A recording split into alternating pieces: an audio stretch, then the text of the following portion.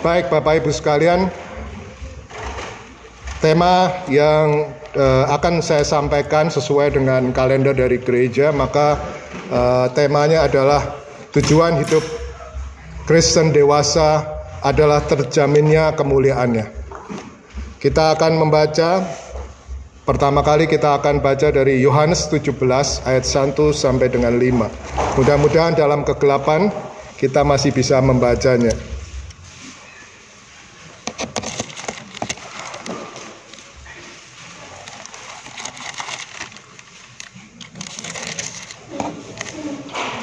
Yohanes pasal 17 ayat 1 sampai dengan yang kelima. Saya akan membacakan mulai dari ayat yang pertama dan Bapak Ibu sekalian membaca dari ayat yang kedua, demikian seterusnya sampai dengan ayat yang kelima. Kalau sudah menemukannya, mari kita membacanya secara silih berganti. Doa Yesus untuk murid-muridnya. Demikianlah kata Yesus, lalu ia menengadah ke langit dan berkata, Bapa, telah tiba saatnya, permuliakanlah anakmu supaya anakmu mempermuliakan engkau.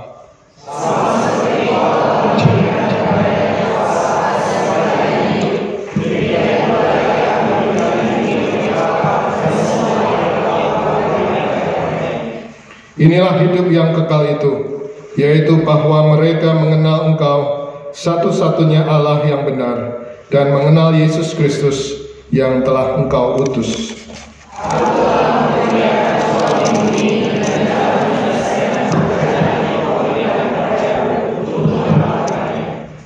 Oleh sebab itu, ya Bapa, permuliakanlah aku padamu sendiri dengan kemuliaan yang kumiliki di hadirat-Mu sebelum dunia ada.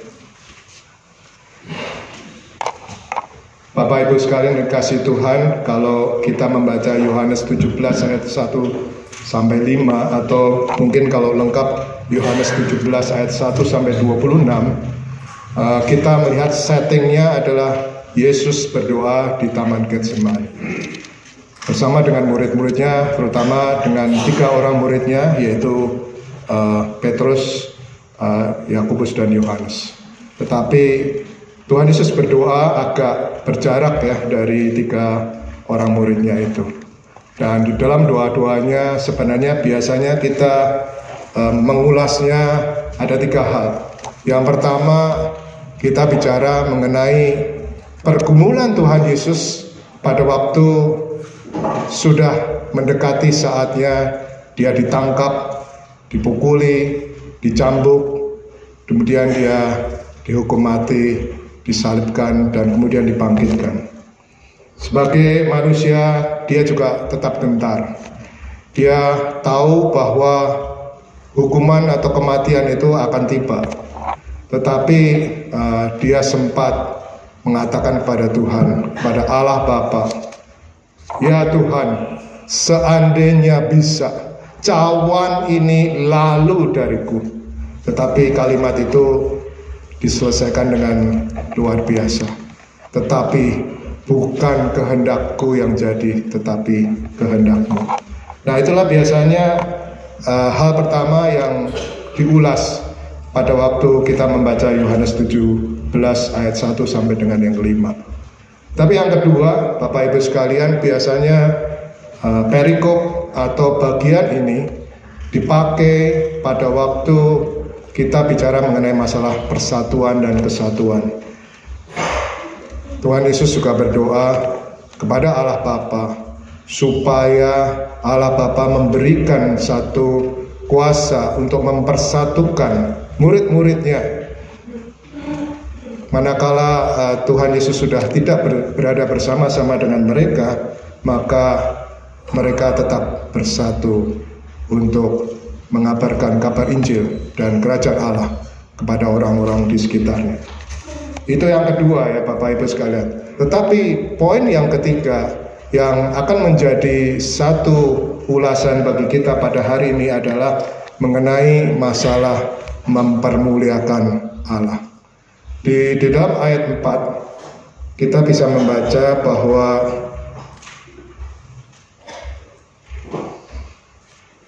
Tuhan Yesus mengatakan, sudah tiba saatnya engkau mempermuliakan aku, karena aku sudah menyelesaikan tugas-tugas yang engkau berikan kepadaku, dan aku sudah mempermuliakanmu. Nah, Bapak Ibu sekalian dikasihi Tuhan, sebenarnya kalimat dari Tuhan Yesus ini agak aneh ya. Karena Tuhan Yesus itu sebenarnya kan belum mati.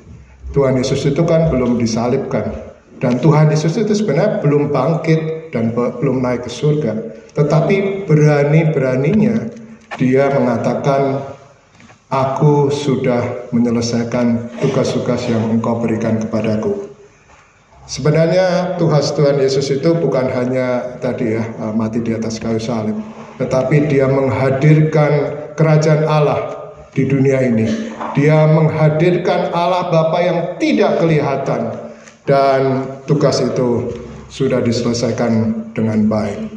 Dia tidak hanya mempertontonkan mujizat, dia tidak hanya menyembuhkan orang sakit, dia tidak hanya mengajar, dia tidak hanya mengabarkan Injil, tetapi semuanya itu dilakukan dengan sukacita dan dengan penuh kasih. Karena tujuan dari dia datang ke dunia adalah untuk mengabarkan kabar Injil, kabar keselamatan pada orang-orang yang menerimanya tidak akan binasa, melainkan beroleh hidup yang kekal. Tetapi Bapak Ibu sekalian, kita melihat bahwa Tuhan Yesus sudah berani memproklamirkan bahwa dia sudah menyelesaikan tugas-tugasnya.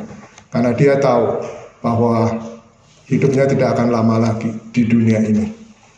Jadi Bapak Ibu sekalian, meskipun dia belum mati, dia belum disalibkan, tetapi secara umum kalau kita bicara mengenai kepengurusan misalnya, atau satu pejabat yang sudah akan menyelesaikan tugasnya atau purna tugas, maka petugas itu akan membuat surat atau lembar atau buku laporan pertanggungjawaban LPJ, dan dia serahkan kepada yang baru.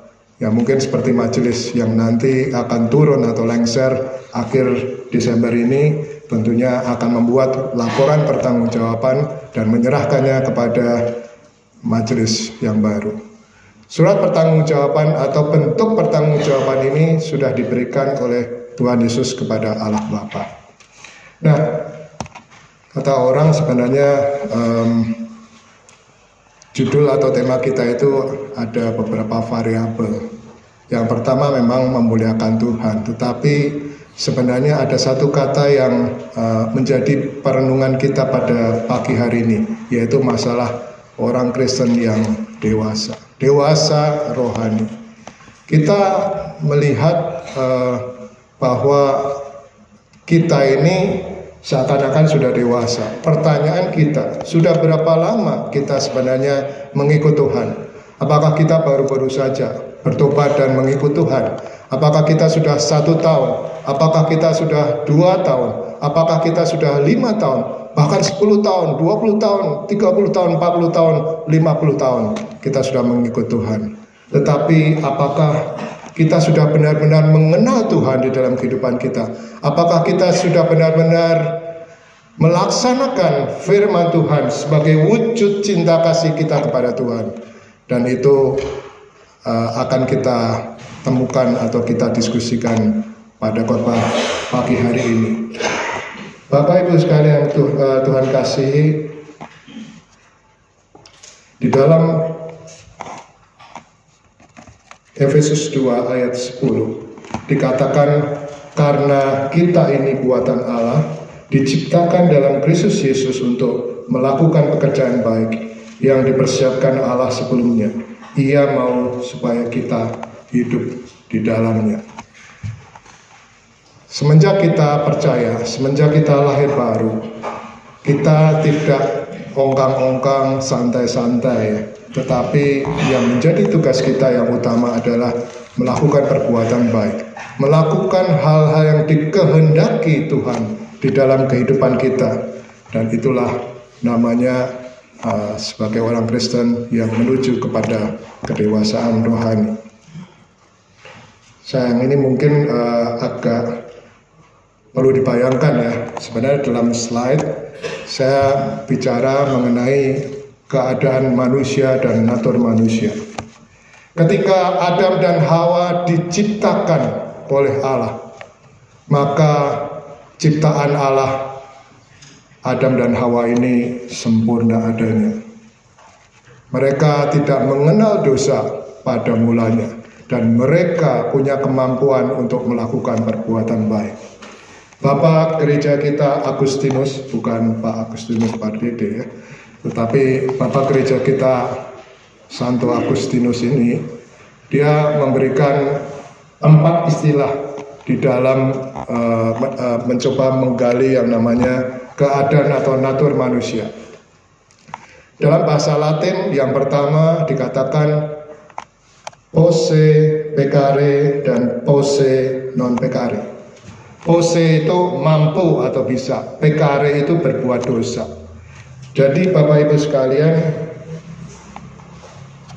sebelum kejatuhan manusia ke dalam dosa, maka dikatakan kondisi atau keadaan manusia adalah posse peccare dan posse non peccare. Apa artinya?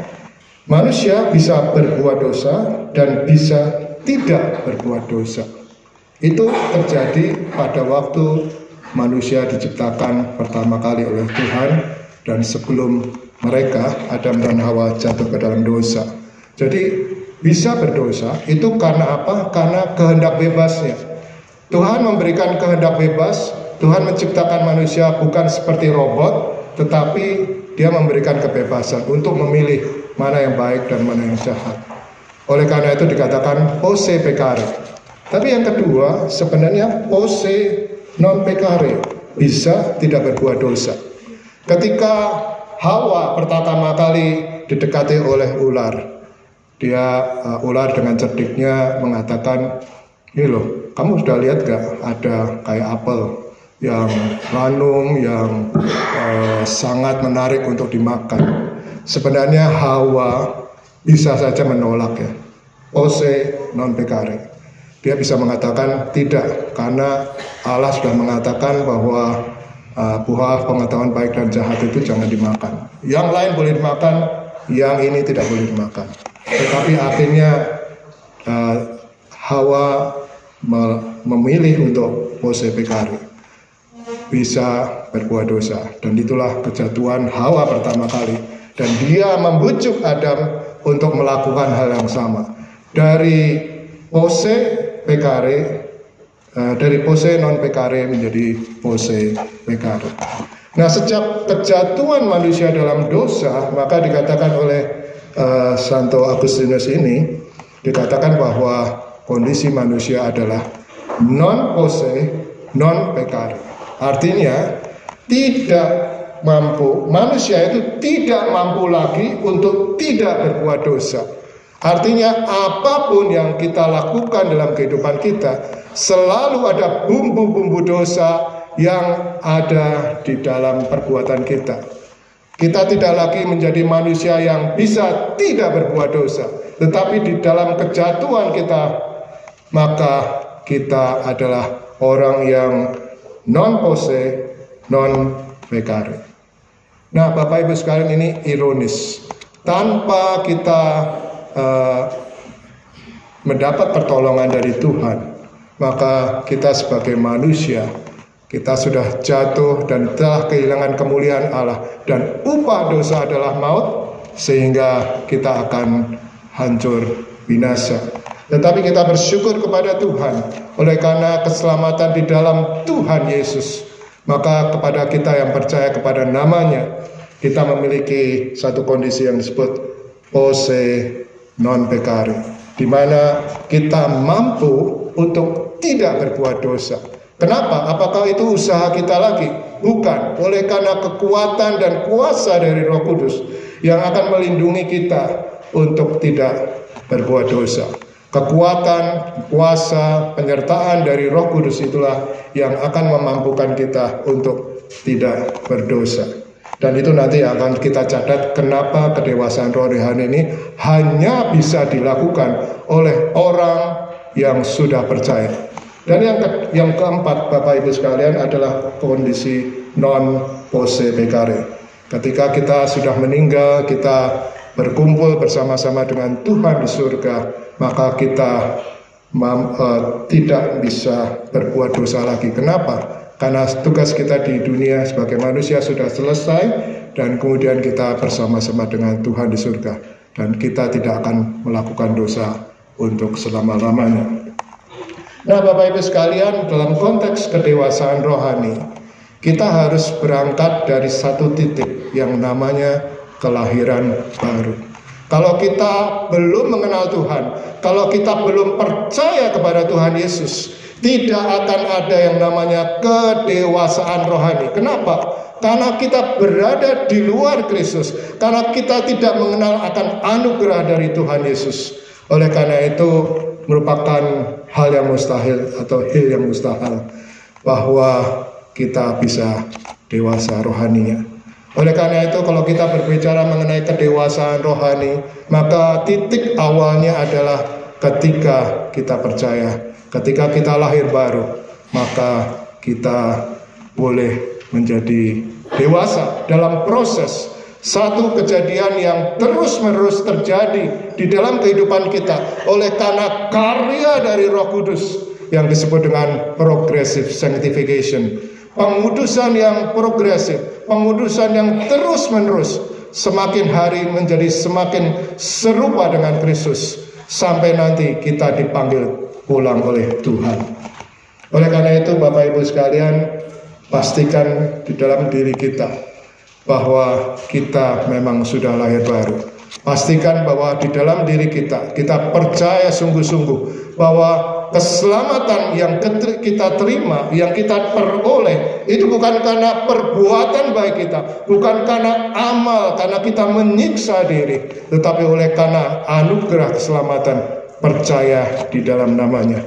Disitulah kedewasaan rohani akan mulai berlangsung dalam kehidupan kita. Dosa itu apa, Bapak Ibu sekalian? Dosa ini bukan hanya sekedar akibat dari dosa yang lain. Misalnya, kenapa dia berlaku kasar kepada orang lain? Setelah kita lihat ternyata orang tuanya berlaku kasar, memukuli orang itu sejak kecil, sehingga tidak heran maka orang itu tumbuh besar menjadi dewasa, tetapi dia juga melakukan hal-hal yang kasar. Dia tidak bisa punya hubungan yang baik dengan orang lain. Oleh karena dia dibelenggu, dia dibayang-bayangi oleh kesalahan atau perbuatan yang tidak baik dari orang tuanya pada masa lalu. Orang tuanya mungkin miskin, ya maaf, bukan berarti yang miskin akan melakukan dosa. Tetapi ada satu stigma bahwa orang miskin karena saking miskinnya akhirnya dia mencuri. Nah, oleh karena itu dipahami, itu dosa, oleh karena kondisi atau background dari orang itu. Bukan hanya sekedar itu, bukan hanya sekedar etika perilaku dari manusia. Saya adalah orang yang berlatar belakang psikologi, banyak belajar mengenai tingkah laku manusia, dan seringkali kita mengasosiasikan bahwa dosa itu hanya sekedar guilty feeling, ya, perasaan bersalah. Jadi kalau kita merasa bersalah, ya itulah mungkin yang disebut dengan dosa. Tetapi sebenarnya hakikat dosa itu bukan hanya sekedar perasaan bersalah. Karena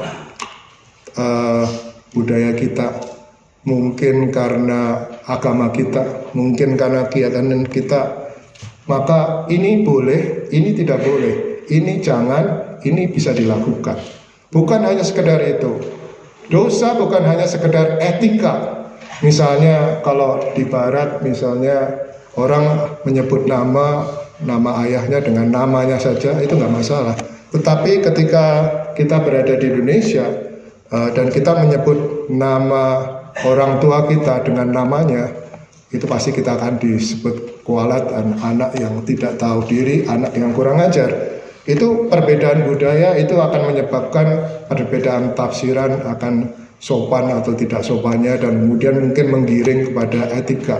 Tetapi dosa itu sebenarnya bukan hanya sekedar oleh karena rentetan dosa yang lain atau sebab akibat yang diakibatkan oleh dosa atau kesalahan masa lalu. Bukan hanya sekedar istilah dari etika manusia, tetapi hakikat dari dosa itu adalah terputusnya hubungan antara Allah dengan manusia yang diciptakan. Dalam hal apa? Dalam hal kekudusannya, kekudusan yang sempurna. Allah yang Maha Kudus itu tidak akan bertoleransi terhadap manusia yang sudah kotor, yang sudah jatuh dalam dosa, yang selalu bergelimang dalam dosa. Oleh karena itu hukuman yang pasti dari Tuhan sudah nyata. Manusia yang berdosa, manusia yang sudah melanggar akan kekudusan Tuhan, Tuhan pasti akan hukum. Tuhan pasti akan hancurkan manusia itu. Oleh karena itu, Bapak Ibu sekalian, kita harus menyadari bahwa tidak ada satupun dari kita yang mampu untuk membebaskan kita dan menyelamatkan diri kita sendiri. Hanya keselamatan di dalam Tuhan Yesus yang sudah menanggung dosa-dosa kita.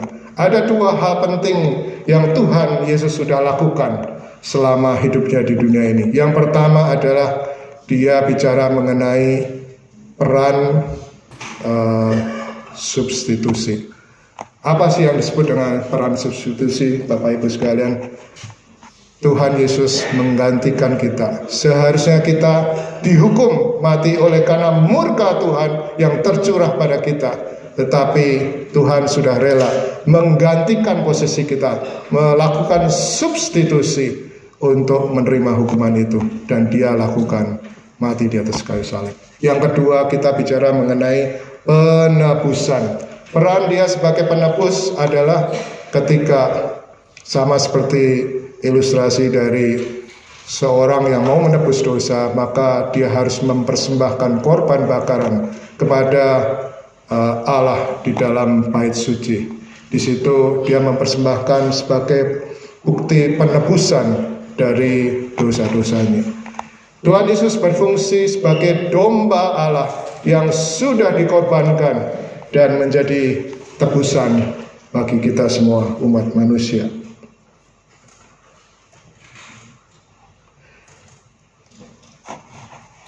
Nah, sampailah kita pada satu topik, yaitu diselamatkan untuk bertumbuh. Tadi saya sudah sampaikan atau saya sudah kutip di Efesus 2 ayat 10, dikatakan bahwa kita ini diselamatkan untuk melakukan perbuatan baik. Dan menjadi desain bahwa kita ini diselamatkan untuk memang melakukan perbuatan baik. Kita mengenal bahwa kita itu punya pertumbuhan fisik ya. Mulai dari bayi, kemudian menjadi balita, kemudian menjadi anak-anak, kemudian menjadi remaja, dan kemudian dewasa, dan bahkan kalau ada orang yang diberikan umur panjang, mereka akan menjadi lansia. Secara fisik, maka mereka akan bertumbuh. Ada proses pertumbuhan dari bayi sampai kepada lansia. Nah, bagaimana dengan kita sebagai orang-orang percaya punya pertumbuhan rohani? Mirip seperti itu, maka pada waktu kita lahir baru, maka kita itu seperti bayi-bayi rohani yang memerlukan susu untuk menjamin pertumbuhan rohani kita. Tetapi makin lama, makin besar, makin dewasa, maka kita memerlukan makanan yang keras, makanan daging. Di dalam Ibrani dikatakan bahwa engkau tidak perlu minum susu lagi, tetapi engkau harus makan makanan keras. Di dalam bahasa aslinya adalah makanan daging. Kalau seorang bayi yang masih kecil, kalau dia diberikan daging, saya kira orang tuanya itu yang kurang tak paham ya mengenai pertumbuhan. Seorang bayi belum bisa memakan makanan yang keras. Pada waktu dipaksa diberikan, maka akibatnya tentu akan menjadi masalah di dalam diri bayi itu. Tapi sebaliknya ketika dia menjadi balita, remaja, pemuda, dan seterusnya, dia bisa mulai makan. Mungkin makan steak babi, steak ayam, jangan steak golf ya, lain lagi ya. Steak daging-dagingan seperti itu. Nah, tentunya perlu ada proses menerima dan siap untuk menerimanya. Di dalam Kolose 2 ayat 6-7 dikatakan, kamu telah menerima Kristus Yesus, Tuhan kita. Karena itu hendaklah hidupmu tetap di dalam Dia. Hendaklah kamu berakar di dalam Dia dan dibangun di atas Dia. Hendaklah kamu bertambah teguh di dalam iman yang telah diajarkan kepadamu. Dan hendaklah hatimu melimpah dengan syukur.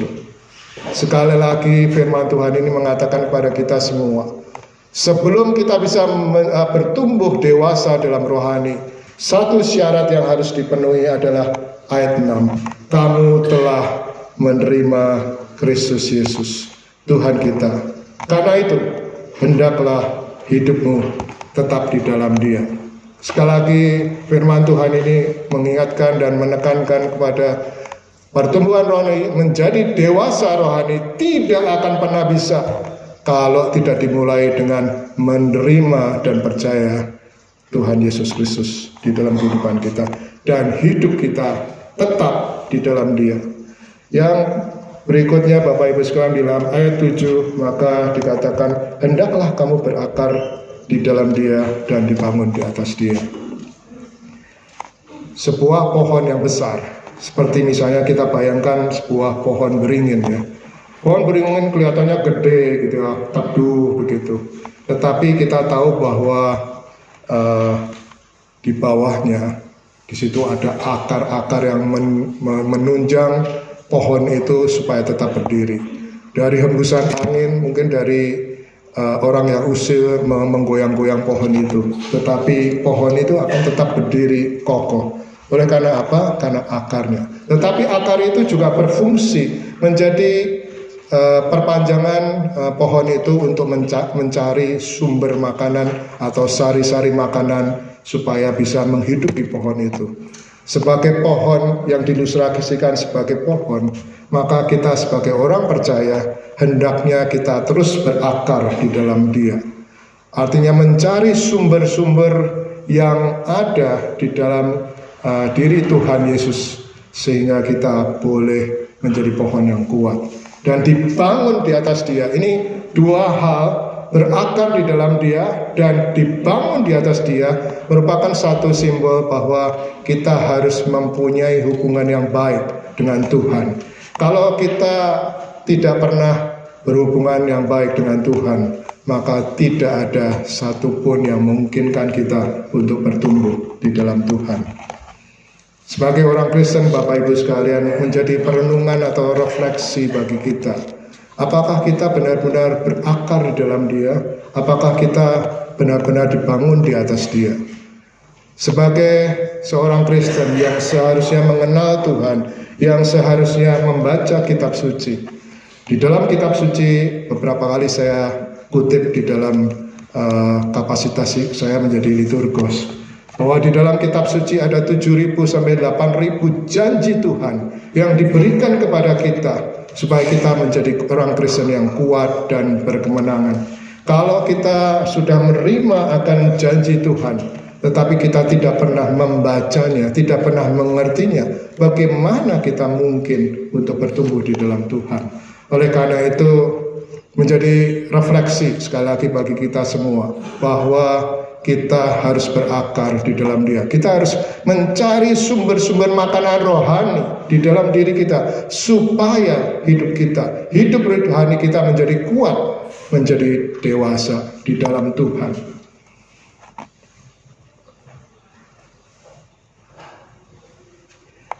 Hendaklah kamu bertambah teguh dalam iman yang telah diajarkan kepadamu.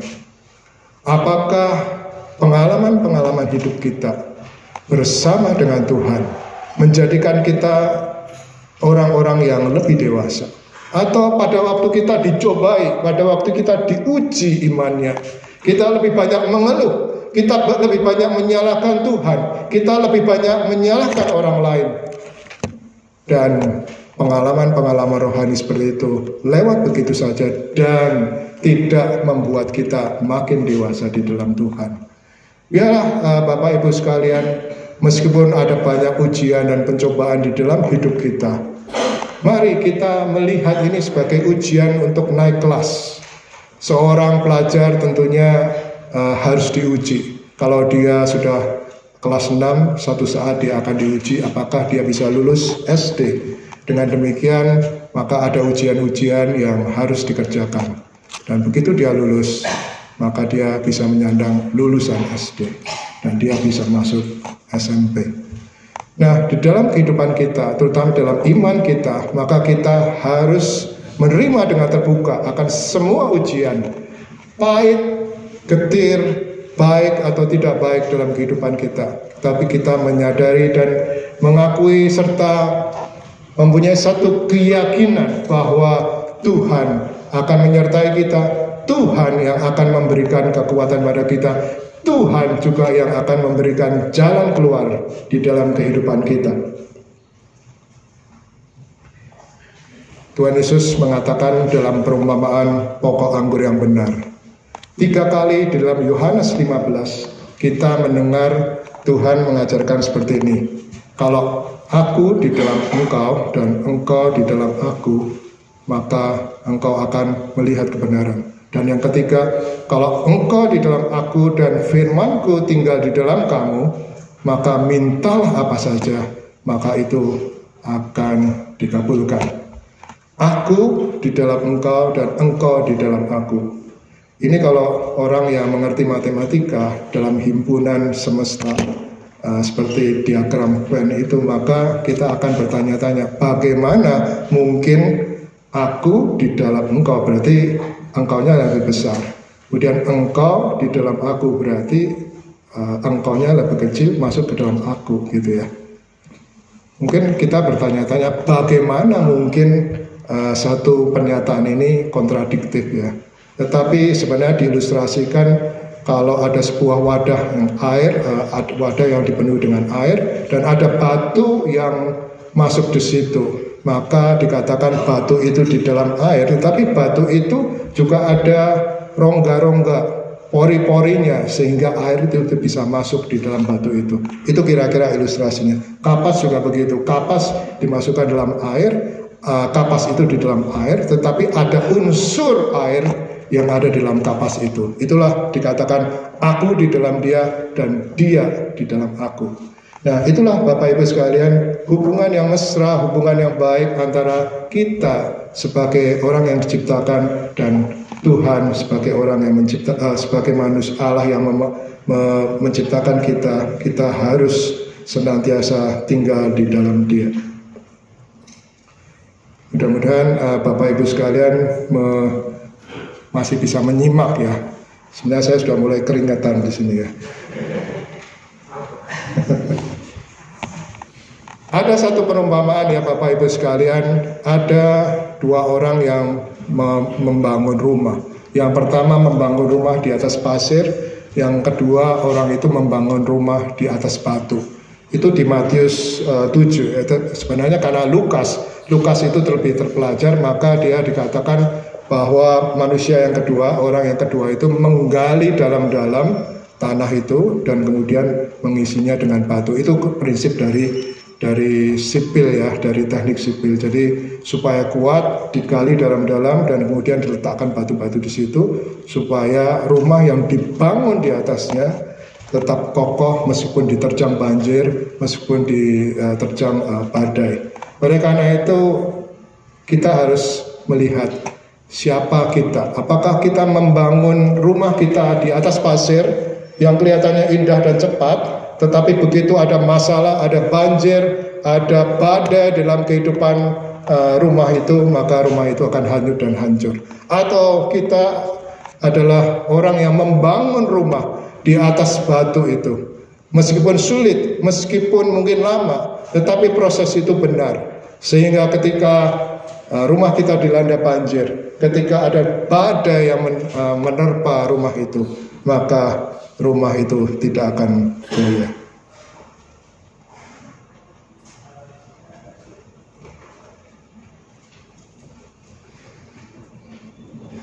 Ya untung ya, karena di sini slide-nya sebenarnya banyak, tapi saya skip karena ini ya. Nah Bapak Ibu sekalian yang dikasihi Tuhan, di dalam Efesus 4 ayat 13 sampai dengan ayat yang ke-15. Paulus mengingatkan kepada Efesus, kepada jemaat di Efesus, bahwa kita itu harus menjadi orang dewasa. Kita bukan lagi anak-anak yang diombang-ambingkan oleh rupa-rupa agen pengajar, sehingga kita bingung dan akhirnya menjadi ragu-ragu, dan bahkan mungkin yang celakanya kita mengingkari iman kita. Beberapa waktu yang lalu kita melihat di YouTube atau mungkin di mana gitu ya, mengenai kekristenan progresif. Kekristenan progresif ini mengajarkan pada kita bahwa kalau Tuhan itu baik, mana mungkin Dia akan menghukum manusia di dunia ini. Dia akan melihat kebaikan dari orang-orang itu, dan tentu orang itu juga akan diselamatkan karena mereka berbuat baik kok, kenapa nggak diselamatkan? Padahal kita punya kepercayaan bahwa bukan karena amal perbuatan baik kita, bukan karena usaha kita, maka kita diselamatkan, tetapi oleh karena kasih karunia diselamatkan di dalam iman, di dalam Tuhan Yesus Kristus sendiri. Ada satu dosen saya yang ketika dia diundang khotbah di luar negeri, dia bertemu dengan seorang majelis dari sebuah gereja yang besar. Itu pertanyaan yang sama disampaikan kepada pendeta itu. Masa sih Tuhan tega menghukum orang-orang yang sebaik itu gitu ya. Ini levelnya majelis ya Bapak Ibu sekalian. Saya pada waktu mendengar itu menjadi satu kekhawatiran ya bagi kita.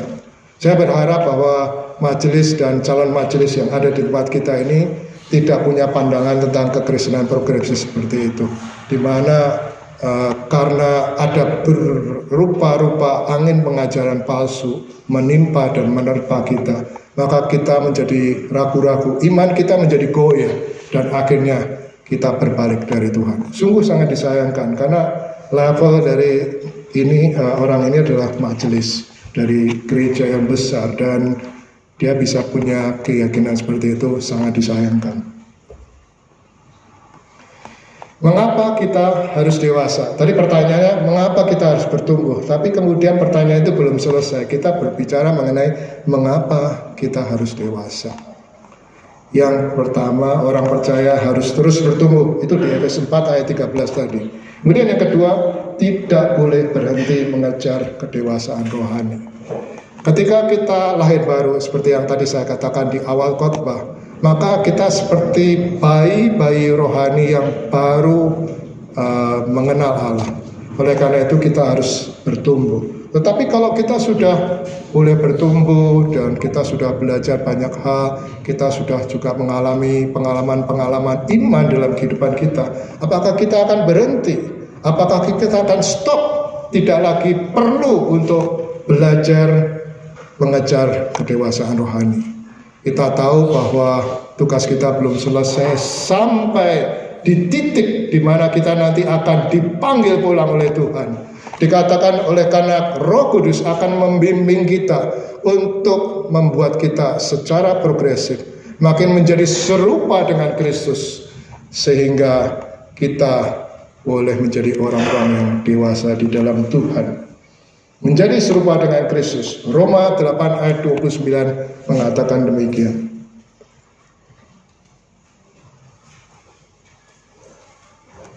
Apakah ada jalan pintas, Bapak Ibu sekalian, di dalam kita menuju ke kedewasaan rohani? Tidak ada jalan pintas ya Bapak Ibu sekalian. Kita harus mengalami proses itu, dari satu proses kepada proses yang lain, sehingga kita boleh menjadi dewasa. Apa yang nanti kita akan lewati, proses-proses apa? Kita perlu melihat bagaimana orang yang tidak dewasa, bagaimana orang yang dewasa rohaninya. Orang yang tidak dewasa rohaninya diindikasikan akan dicirikan satu, dia hanya mau minuman atau makanan susu. Kalau seorang bayi diberikan susu, entah itu susu ASI, apakah itu susu sapi, makanya terjadi perebutan apakah itu anak ibunya atau anak sapi, karena terlalu banyak susu sapi ya di dalam diberikan kepada bayi itu ya. Tetapi Susu diberikan pada bayi itu karena memang bayi itu belum bisa makan makanan yang keras. Tetapi kalau sudah 5 tahun mengenal Tuhan, 10 tahun mengenal Tuhan, sudah 20 tahun mengenal Tuhan, dan kemudian dia tetap aja jadi bayi rohani, saya kira itu menjadi suatu hal yang aneh. Kalau kita menjadi orang tua ketika anak kita yang pertama lahir mungkin panjangnya 51 cm, mungkin berat badannya 3,5 kg. Ya mungkin seperti Pak Herman yang menimang-nimang cucu pertama kali, lucu gitu ya, oh anak ini lucu ya, bisa owek-owek, bisa kedip-kedipan mata sama kakeknya lah segala macam. Oh terjadi berlangsung. Nah sekarang kalau sudah 6 bulan, sudah 1 tahun, dia masih jadi bayi rohani ya, secara fisik. Dia tetap main kedip-kedip, tapi nggak bisa bicara, nggak bisa jalan, nggak bisa berlogika dan seterusnya seperti layaknya anak-anak, maka akan jadi tanda tanya. Apalagi kalau bayi itu sampai umur 20 tahun, 25 tahun masih tetap bayi. Menjadi pertanyaan bagi kita. Bayi ini tidak lagi lucu ya, tapi menyeramkan gitu ya. Karena dia cuma bisa minum susu dan tidak mentah menjadi dewasa. Forever young katanya gitu ya. Dan yang kedua, ciri dari orang yang tidak dewasa rohaninya adalah mementingkan diri sendiri. Segala sesuatunya dilihat akunya bagaimana, akunya bagaimana, akunya bagaimana. Apakah aku dapat bagian? Apakah aku akan tampil? Apakah aku akan menjadi pemimpin di situ? Apakah aku akan mendapat sesuatu yang lebih daripada yang orang lain dapat dan seterusnya? Segala sesuatunya selalu berpusat pada aku, dan aku. Oleh karena itu, memang ciri dari orang yang tidak dewasa rohaninya selalu berpusat pada diri sendiri. Sebaliknya orang dewasa tentunya adalah orang yang lebih mementingkan kepentingan orang lain di atas kepentingan dari diri sendiri. Yang ketiga, orang yang tidak dewasa rohaninya dicirikan dengan suka bertengkar. Suka bertengkarnya kenapa ya Bapak Ibu sekalian? Ya karena suka melihat bahwa dirinya, argumentasinya lebih benar daripada orang lain. Merasa lebih pintar daripada orang lain. Selalu bikin ribut. Mungkin hubungannya juga toksik sehingga selalu masalah dengan orang lain. Jadinya suka bertengkar. Yang keempat ya Bapak Ibu sekalian, bicara mengenai memiliki gaya hidup yang duniawi. Apa sih yang disebut dengan gaya hidup duniawi? Mungkin kehidupan yang suka melihat orang lain, merendahkan orang lain oleh karena orang lain itu lebih rendah secara status sosial, ekonomi daripada dirinya. Orang yang memiliki gaya hidup duniawi selalu mementingkan, semboyannya begini ya Bapak Ibu sekalian, engkau adalah apa yang engkau pakai, engkau adalah apa yang engkau punya. You are what you wear, you are what you use. Jadi Bapak Ibu sekalian, kita selalu memandang orang lain itu, kamu punya mobil apa? Aku punya mobil ini loh. Kamu punya rumah seperti apa? Gua punya rumah seperti ini. Memiliki gaya hidup duniawi itu selalu melihat bagaimana kita menjadi orang yang lebih tenar, orang yang lebih bagus daripada orang lain, dan dia selalu bicara hal-hal yang sebenarnya untuk kepentingan diri sendiri. Oleh karena itu Bapak Ibu sekalian, kita tidak bisa bicara mengenai orang yang dewasa rohani oleh karena sifat kekanak-kanakan dari orang itu. Salah satu hal yang mungkin kita perlu lihat ya, ketika kita mendengarkan khotbah seperti ini, apa sih yang dibawa pulang oleh seorang jemaat pada waktu mendengarkan khotbah? Biasanya dia akan cari ilustrasi pendeta ini lucu apa enggak sih? Jadi kalau ditanya khotbahnya gimana? Pokoknya lucu deh gitu ya. Jadi nggak tahu sebenarnya khotbahnya tentang apa, yang penting lucu karena ilustrasinya lucu, karena kayak gerak-geriknya dari pendeta itu lucu dan seterusnya. Tetapi tidak pernah menyinggung atau melihat esensi dari khotbah itu. Itu yang pertama. Yang kedua, tidak menyukai pengajaran firman yang mendalam. Bapak Ibu sekalian, saya mempelajari mengenai sejarah ibadah, ya. Dan ketika masa reformasi, ketika Martin Luther, Calvin, Zwingli, Martin Luther dan seterusnya memulai reformasi di antara gereja-gereja yang dulunya adalah Katolik. Gereja Katolik menganut misa. Misa itu tidak pernah membicarakan firman Tuhan, dan kalau dibicarakan hanya di antara rohaniwan dan ditulis dalam bahasa Latin sehingga jemaat tidak mengerti.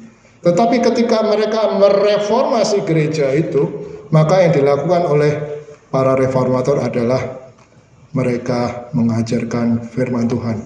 Mau tahu Bapak Ibu sekalian, ketika Calvin mengajarkan atau berkhotbah tentang kitab Roma. Kitab Roma kan hanya ada 16 pasal ya Bapak Ibu sekalian. Tapi dia khotbahkan selama 184 kali khotbah. Itu artinya apa? Kalau satu minggu itu ada 50 atau 52, maka dia berkhotbah selama 3 tahun untuk mengajarkan kitab Roma saja. Itu berarti cuma 3-4 ayat dalam setiap kali berkhotbah.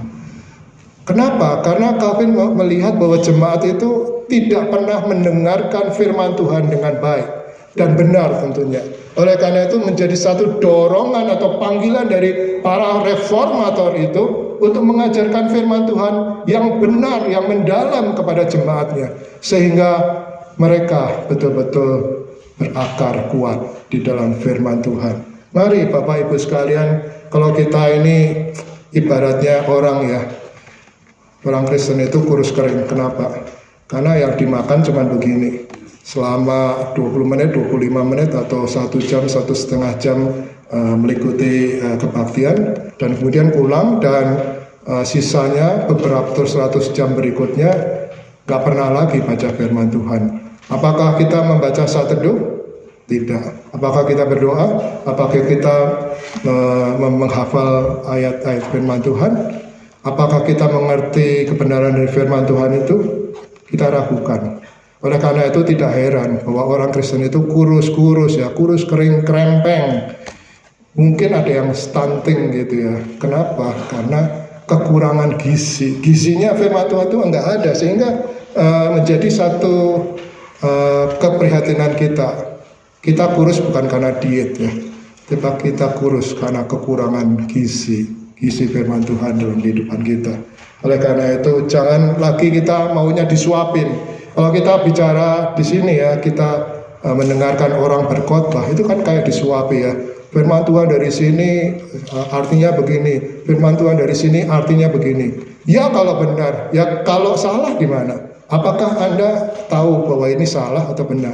Orang Kristen di Berea di dalam Kisah Rasul dikatakan orang Kristen di sana itu baik hatinya. Kenapa? Karena setelah dia mendengarkan firman Tuhan, dia menyelidiki apakah firman Tuhan itu benar adanya. Nah Bapak Ibu sekalian yang dikasihi Tuhan, ada beberapa gereja dan juga mungkin praktek dari zaman-zaman reformasi. Ketika orang sesudah mendengarkan firman Tuhan dibagikan lewat kebaktian umum, maka orang-orang yang berminat, mereka akan berkumpul jadi satu. Mereka akan mendiskusikan lebih dalam lagi firman Tuhan yang disampaikan pendeta itu apa sih artinya, bagaimana kita bisa menerapkan firman Tuhan itu dalam kehidupan kita. Itu yang sebenarnya terjadi. Kalau orang itu haus dan lapar akan kebenaran firman Tuhan, tidak cukup bagi kita semua hanya sekedar mendengarkan firman Tuhan dan kemudian setelah itu kita pulang dan kita lupakan. Alkitab juga kita simpan di lemari dan kita tidak pernah lagi bicara mengenai firman Tuhan. Tidak heran kalau kita adalah orang-orang Kristen yang kerempeng, yang kurus kering. Nah Bapak Ibu sekalian, lalu bagaimana dengan orang yang dewasa rohani? Yang pertama tentunya kita harus makin mengenal Tuhan. Rasul Paulus dalam Filipi 3 ayat 10 mengatakan, yang ku kehendaki ialah mengenal Dia dan kebenarannya, dan seterusnya dan seterusnya. Padahal pada waktu itu Rasul Paulus sudah mengenal Tuhan, mungkin sudah 25-30 tahun mengenal Tuhan. Tetapi dia mengatakan dalam Filipi 3 tadi, yang ku kehendaki ialah mengenal Dia. Mengenal Dia. Di sana dikatakan bahasa aslinya adalah ginosko. Artinya bukan hanya sekedar kenal-kenal kebo gitu ya, kenal-kenal sampai lalu, tetapi kenal seperti hubungan antara suami dengan istri. Ketika Rasul Paulus mengenal Tuhan, dia makin hari makin ingin mengenal Tuhan seperti hubungan suami istri itu, supaya makin lama dia makin tahu apa isi hati dari Tuhan. Apakah ada kerinduan seperti itu, punya kehidupan yang semakin mengenal Allah, supaya kita menjadi orang yang makin dewasa rohani. Kalau kita dikatakan Allah itu maha kasih, kalau kita dikatakan mempunyai hubungan yang baik dengan Tuhan, mari kita mengenal Tuhan yang dengan kasihnya itu sudah melakukan yang terbaik. Tadi seperti dikatakan the best of the best di dalam kehidupan kita. Yang kedua, Bapak Ibu sekalian, lebih tertarik pada kekudusan daripada kesenangan belaka. Seringkali mungkin dengan embel-embel atau dengan coverage bahwa kita itu melakukannya dengan Tuhan, tetapi sebenarnya dalam kehidupan kita lebih banyak tertarik pada kesenangan kita daripada kekudusan kita. Lebih baik kita melakukan sesuatu yang kelihatannya tidak enak, tetapi sebenarnya mengejar kekudusan. Yang ketiga, tadi sudah disinggung juga oleh Ibu Widi, bahwa salah satu tanda orang dewasa adalah suka melayani. Mungkin ada pertanyaan, saya melayani apa ya Tuhan? Saya nggak bisa apa-apa. Tetapi sebenarnya ada banyak hal yang kita bisa lakukan di dalam melayani Tuhan. Apakah Anda akan menjadi asyik? Apakah Anda akan menjadi singer seperti ini? Apakah Anda akan menjadi pendoa? Menjadi pertanyaan dari Boksu Thompson setelah terus-menerus. Siapa yang rindu untuk datang persekutuan doa pada hari Rabu dan hari Sabtu? Kalau kita merasa peduli dengan gereja ini, peduli dengan orang lain sesama jemaat kita, kenapa kita tidak punya kerinduan untuk datang bersekutu dengan Tuhan dalam doa kita? Banyak kesaksian dari orang-orang di gereja. Mungkin ada orang tua yang sebenarnya setiap kali persekutuan doa dia hanya datang duduk di depan. Dia tetapi dengan setia mengikuti persekutuan doa itu, dan doa itu dijawab oleh Tuhan. Nah, tidak ada satu alasan apapun bagi kita untuk tidak bisa melayani Tuhan. Mungkin kita nggak usah bermimpi, mungkin satu anugerah juga saya bisa berkhotbah di sini ya, atau menjadi liturgos misalnya. Tetapi dalam pelayanan yang kecil, memperhatikan orang lain yang ada di sekitar kita, menyapa mereka, hei apa kabar, bagaimana kondisimu. Kalau didoakan, kita juga akan bisa tanya kok, gimana kesaksian atau mungkin kondisi dari Sam Imah, mungkin dengan Ibu Shelly. Kita bukan hanya sekedar mendoakan ya Bapak Ibu sekalian, tetapi menanyakan dan bahkan mungkin mencari tahu. Kalau bisa kita juga menolong mereka.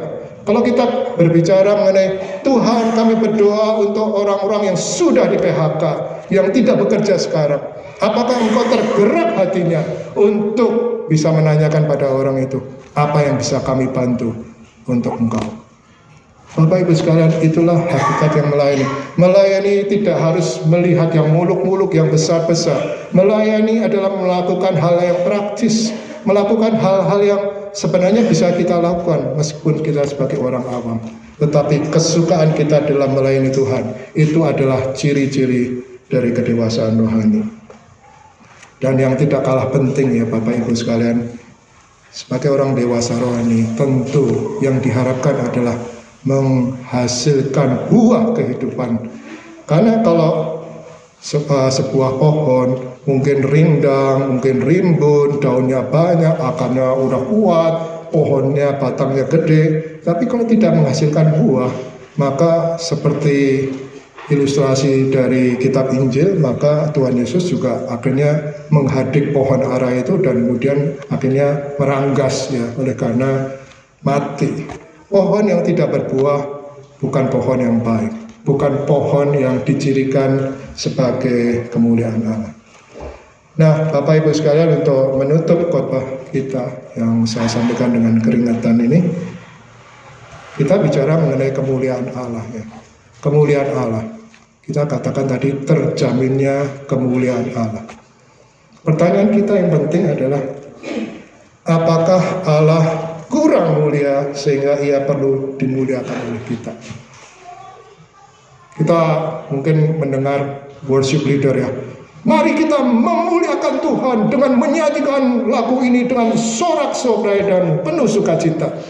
Apakah pada waktu kita menyanyikan itu Tuhan makin mulia?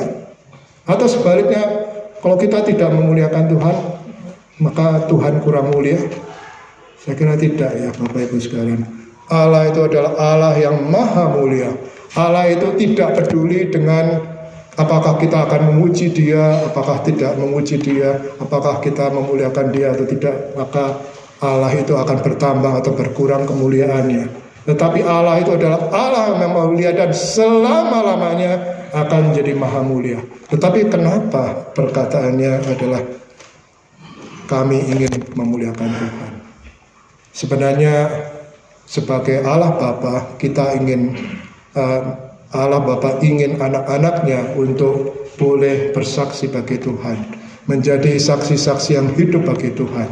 Bagaimana caranya Bapak Ibu sekalian? Yang pertama, kita bicara mengenai kalau kita beribadah, kita tetap taat dan setia kepada Allah dan firman Tuhan. Ketika kita beribadah, apakah kita itu betul-betul memberikan konsentrasi, memberikan waktu, mencurahkan perhatian kita kepada semua urut-urutan liturgi yang ada, termasuk dan terutama firman Tuhan, sehingga Allah yang mengundang kita untuk masuk dalam persekutuan ibadah ini, Allah yang sudah bersiap untuk mencurahkan berkat-berkatnya bagi kita, dan tidak ada satupun dari kita yang akan gugur. Firman Tuhan tidak kita bawa pulang, dan sebaliknya kita akan membawa pulang firman Tuhan itu dengan sukacita dan memberikan kekuatan, memberikan kuasa untuk menjalani hidup yang penuh dengan berkemenangan. Ada satu tagline yang selalu kita dengung-dengungkan ya di sini di GSRI Bekasi, jadilah taat dan setia kepada Tuhan. Proses taat dan setia itu bukan berlangsung instan, tapi taat dan setia itu selalu prosesnya, waktunya panjang, selalu prosesnya tidak sebentar ya Bapak Ibu sekalian.